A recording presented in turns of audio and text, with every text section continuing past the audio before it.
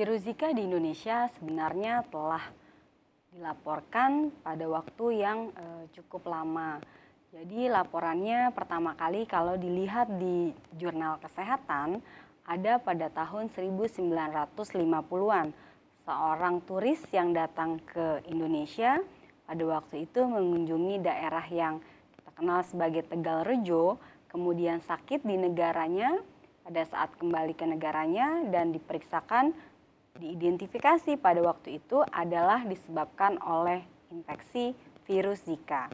Pada saat sekarang ini, ternyata memang virus ini tidak sebanyak demam berdarah berhasil diidentifikasi di Indonesia. Dari sekumpulan sampel darah yang diteliti pada tahun 2015 oleh Lembaga Penelitian Eijkman Institute, mendapatkan dari sekitar kurang lebih 130 sampel yang tidak diketahui penyebabnya, terutama bukan oleh karena virus demam berdarah, didapatkan satu sampel darah yang positif disebabkan oleh infeksi virus Zika.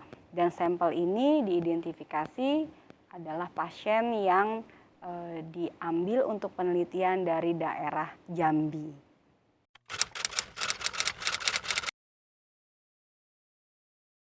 Pemerintah Indonesia saat ini memang melakukan beberapa cara yang proaktif terkait dengan infeksi virus Zika.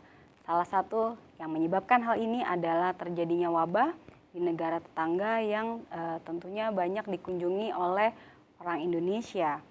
Antara lain memang yang dilakukan oleh pemerintah adalah melalui media-media komunikasi, memberikan edukasi kepada masyarakat bagaimana caranya supaya tidak sampai terkena infeksi Zika.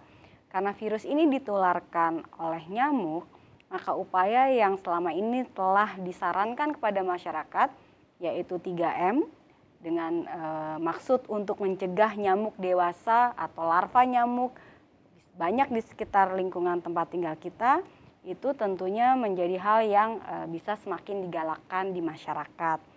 Akan tetapi edukasi mengenai bagaimana cara-cara supaya kalau kita memang sakit, kemudian bisa secara pasti mengetahui ini infeksi virus Zika, maka akses untuk memeriksakan darah secara khusus melalui lembaga yang kita kenal sebagai Litbang, Penelitian dan Pengembangan Kesehatan, juga telah dilakukan oleh pemerintah dengan memberitahukan mengenai hal ini kepada rumah sakit yang berpotensi mendapati kasus Zika.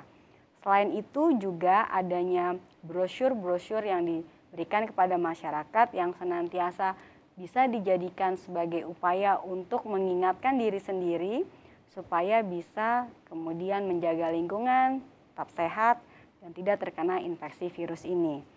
Hal lain adalah yang baru saja dilakukan yaitu menciptakan suatu alat yang bisa digunakan untuk mengurangi bisa ditumpuknya larva dari nyamuk. Sehingga apabila larva dari nyamuk ini bisa dikurangi, nyamuk dewasa tentu juga akan berkurang jumlahnya. Salah satu tempat yang baru saja dijadikan tempat untuk mencanangkan alat ini adalah di airport.